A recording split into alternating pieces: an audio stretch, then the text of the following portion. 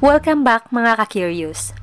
Pag-uusapan natin ngayon ang isang shocking case na nangyari sa Bao Bang District sa Ben Dong Province, Vietnam noong 2019. Ito ang kaso na binansagan nilang Vietnam's Concrete Disposal of Body case.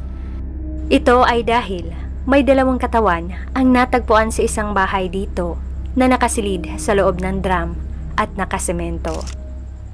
Ayon pa ng mga officers, ito ang kauna-unahang pinakamalalang kaso na nahawakan nila. Bihira lang kasi noon ang mga krimen sa nayo na to, lalong-lalo na ang isang murder case. Kaya buong nayo na lang ang nagimbal sa insidenteng to. Ngunit, ang mas nagpagulat sa mga pulis at mga residente ay nang nakumpirma na puro pala mga babae ang mga salarin.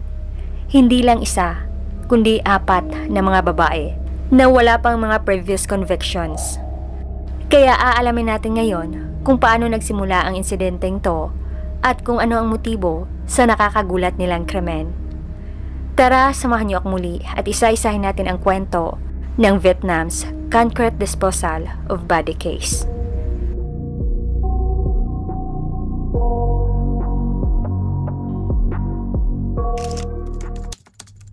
Dinh Dong Province.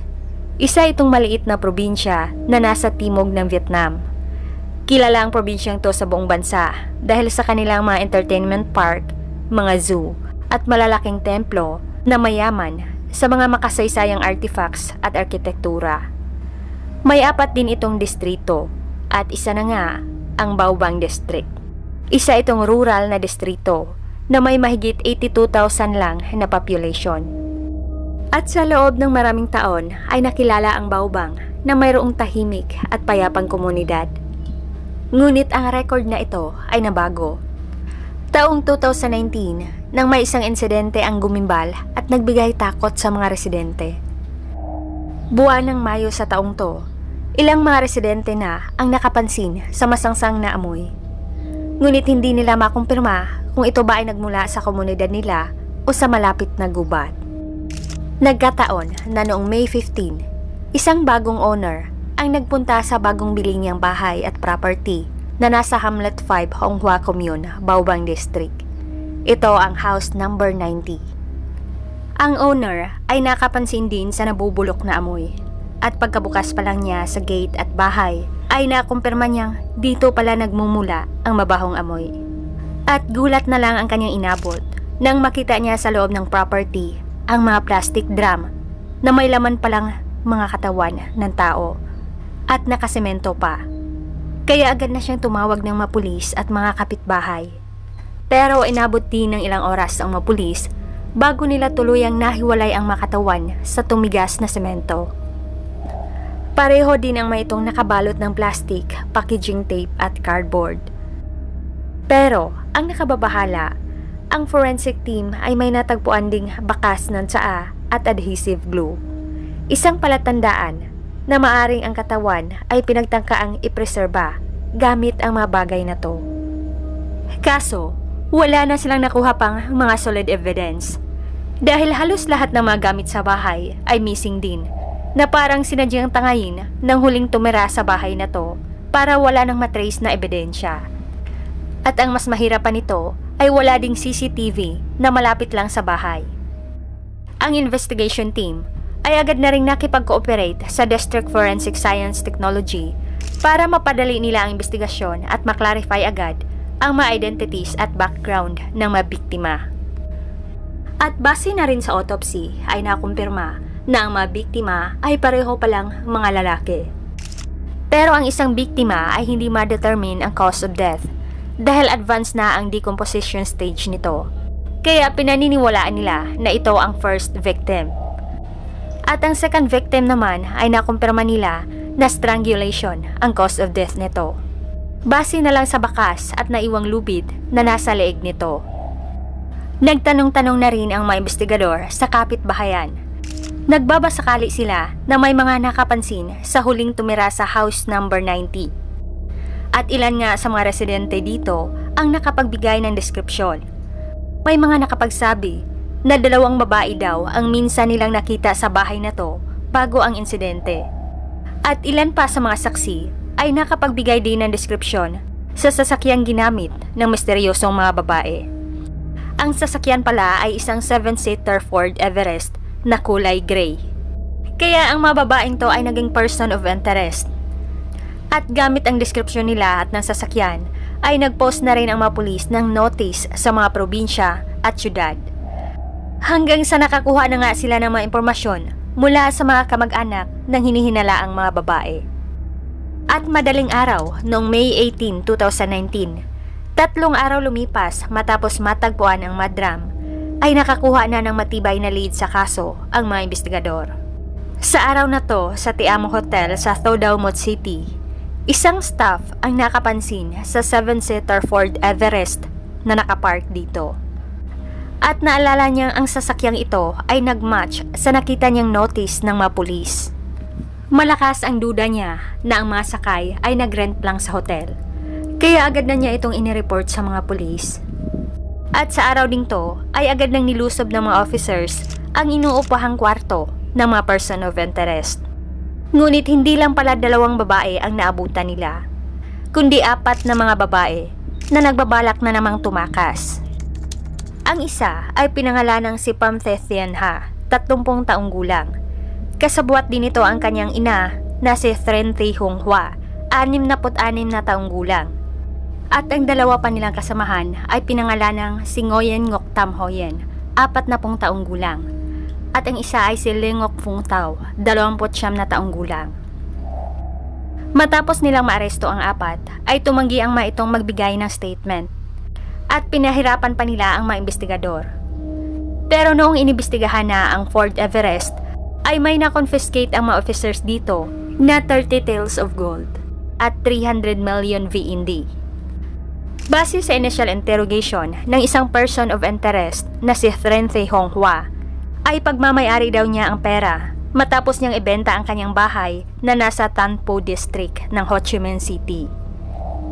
Subalit, maliban sa pera, ay may nakuha din ang mga investigador ng mga religious documents, lalong-lalo na ang tungkol sa ancient Chinese practice. Dahil dito, hinihinalaan ng mga officers na maaring isang grupo ng kulto ang nadakip nilang mga babae. At ang pinagtataka nila ay kung ano kaya ang nag-udyok sa mga babaeng to sa nakakakilabot nilang krimen. Umaga noong May 19, ay saka na nagbigay ng initial statement ang iba pang miyembro. Ang unang biktima pala ay pinangalanang si Tran Doc Linh, 50 taong gulang. At ang pangalawa naman ay pinangalanang si Tran Tri Tan, 27 taong gulang. Ayon pa ng mga babaeng to, originally ay 6 silang mga miyembro. Ang 2 biktima daw ay mga miyembro ng grupo nila. At si Pham Thien Ha ang leader ng grupo. Ang mission at vision daw ng grupo nila ay pag-aralan ang religious documents tungkol sa ancient Chinese practice. Kabilang na ang pag-practice sa unscientific cultivation method, tulad na lang ng purification phase at fasting phase. At bago ang insidente, ay nagpalipat-lipat muna ng lokasyon ang grupo nila para hindi sila ma-detect ng otoridad. At katapusan noong December 2018, ay nagtungo ang grupo nila sa Xuyen Moc District at nagrenta sila dito ng bahay para isagawa ang practice nila. Ngunit noong January 23, 2019 daw, ay nagkaroon na lang ng insidente. Ang kasamahan daw nila na si Tran Doc Linh ay nahulog umano mula sa 2nd floor ng bahay. At paliwanag pa ng leader na si Thien Ha, ay sinubukan pa umano niyang i-revive si Linh, ngunit ito ay natuluyan na pala. At sa takot daw niya na mapagbintangan, ay pinili na lang niya itong ilihim. Sa kanila ito binalot ng plastic, packaging tape at cardboard. At pagkalipas daw ng ilang araw, ay nangangamoy na ang katawan ni Linh. Kaya lumipat na naman sila ng lokasyon. At noong January 23, ay lumipat ang grupo nila sa house number 90 na nasa Hamlet 5 Hong Hua Commune. Dito na daw nagsimula na ma-decompose ang katawan ni Linh. Kaya isinilid na nila ito sa drum at binuhusan ng semento. Sa bahay din na ito, tinapos nila ang pangalawang biktima na si Tran Thi Tan. Pero ayon pa ng 4, ay self-defense lang daw ang ginawa nila. Ipinalabas nila sa mga officers na ang second victim ay may nilabag daw na batas sa grupo nila. Kumain umano ito habang sila ay nasa fasting phase pa. At maliban dito, si Than ay may nakalalaswading balak at pagnanasa sa isa sa mga kasamahan nila. Kaya napagdesisyon na nilang tapusin na lang si Than noong March 15 sa pamamagitan ng electrocution at strangulation. At sa pagtatangkang ito ay i-preserve, kaya isinilid na nila ito sa drum, saka binuhusan ng tsaa at adhesive glue. Pagkatapos ay binuhusan na ng semento. At tumakas silang muli para ipagpatuloy ang misyon ng grupo. Subalit, ang initial interrogation sa apat ay partially lang pala na may katotohanan. Hindi nila sinabi kung ano ang totoong dahilan kung bakit nila tinapos ang dalawang kasamahan. June 2020 na nang magsimula ang trial nila sa People's Court of Bendong Province. At maliban sa initial confession ng mga akusado, ay may nadagdag pa na panibagong impormasyon na inilahad ang judge panel. Ito ay nagmula sa testimony ng isa sa mga akusado. Isa sa kanila ang umamin na ang nauna palang biktima na si Lynn ay hindi pala nahulog mula sa second floor. Noong January 20, 2019 daw, 10 araw makalipas ang kanilang fasting phase, si Tran Doc Linh ay nanghihina na dahil sa labis na pagkagutom. At ito ay nagbalak tumakas sa grupo. Ngunit ito ay nadakip nila. At labis umanong nagalit ang leader nilang si Pham Thien Ha dahil sa pagtakas ni Tran Doc Linh. At nagutos ito sa kanyang mga members na pagtulungan nila itong gulpihin hanggang sa ang ginang ay natuluyan na. Sa second victim naman na si Tran Tri Than, ayon pa ng panel ay wala palang nilabag na rules sa grupo nila. Ito ay base na rin sa statement ng isa sa mga kasamahang miyembro. Pero ang motive of murder sa second victim ay hindi na-confirm. Ngunit hinihinalaan na maaring related lang ang pagkamatay nito sa naunang biktima. Malakas namang itinanggi ng leader na si Ha ang akusasyon laban sa kanya at binawi niya ang kanyang naunang statement. Sinabi niyang wala umano siyang narinig o nakita sa mga nangyaring krimen sa mga biktima. Ngunit ang paliwanag niya ay hindi na nagsilbi pa dahil may mga ebidensya na at testimony laban sa kanya. July 2020, sa katapusan ng first instance trial, ay napatunayan ng guilty ang 4 na akusado. Ang member na si Lingok Pong Thao ay sinentensyahan ng 22 years imprisonment sa salang murder at concealment of a crime. Si Nguyen Ngoc Tham Hoyen ay sinentensyahan naman ng 19 years imprisonment.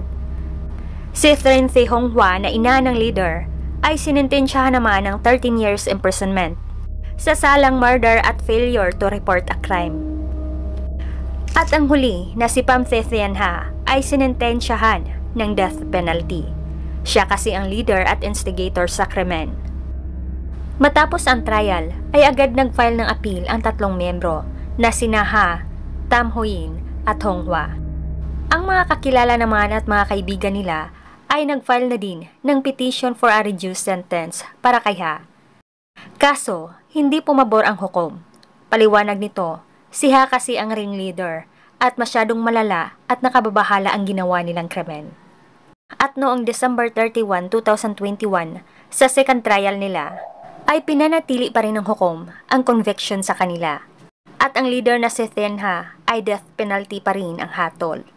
At magpahanggang ngayon ay patuloy pa rin silang nag-file ng appeal para ibaba ang sentensya nila. At dito nagtapos ang kwento ng Vietnam's concrete disposal of body case. Hanggang dito lamang mga ka-curious. Maraming salamat sa lahat na nanood at patuloy pa rin tumangkilik sa Pilipinong Curious. Maraming salamat kay Honey Lee, Gamis, Vworld Cypros, Erwin Baro, Elma Macheco, Christina May, Lods Tiniso, H. Basley Rafael, Ray Vargas, Bilog Maldita, at Ivy Joy Garita.